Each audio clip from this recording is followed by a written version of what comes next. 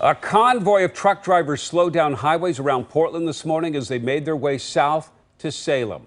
They're against the cap-and-trade bill, which would reduce allowed emissions. The drivers spent hours circling the state capitol building. Inside the Capitol, then late this afternoon, lawmakers held a public hearing on that bill. Our Lisa BALICK was there. She joins us live tonight from Salem. What did they have to say, Lisa?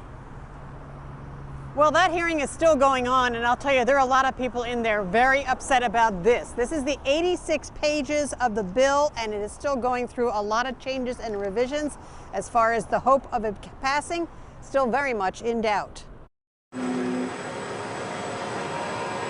The fleet of farmers, truckers, and loggers rolled in from across the state under the banner of Timber Unity. One of their biggest concerns with Senate Bill 1530 is that they believe fuel prices will skyrocket as a result. Under the bill, the state puts a cap on greenhouse gas emissions, targeting the largest polluters in transportation, fuels, and manufacturing. Those businesses would have to buy or trade credits for each ton of carbon they produce, an incentive to use other energy sources.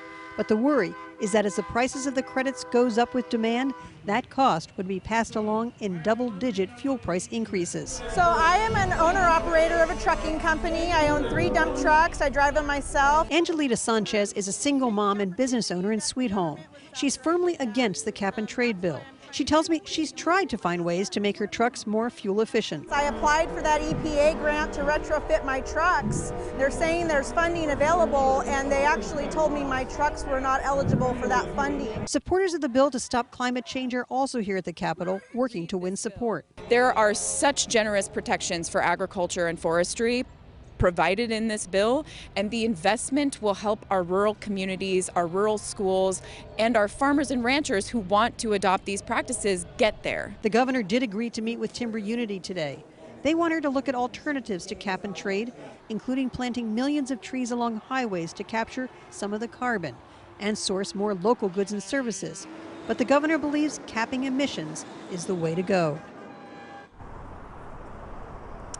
Now, remember, it was last session when the Republican lawmakers walked out to block the cap and trade bill. This is a different version of it, but again, still a lot of opposition lining up. But at this point, though, still discussions still underway. Live in Salem, Lisa BALICK, KOIN 6 News. Busy day.